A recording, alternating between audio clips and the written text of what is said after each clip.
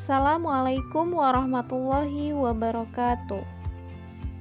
Wilujeng enjing sadayana patepang deui sareng Bu Iva. Pangajaran bahasa Sunda dinten ayeuna nyaeta lebet ka pangajaran hiji ngeunaan kaulinan barudak. Sateu acan diajar hayu urang bacakeun heula basmalah sasarengan.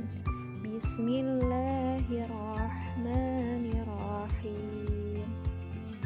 Nah, di buku paket halaman 2 sampai halaman 4 di dieu aya bacaan ngeunaan kaulinan balap paparahuan. Pek ku hideuk baca heula dina jero HP.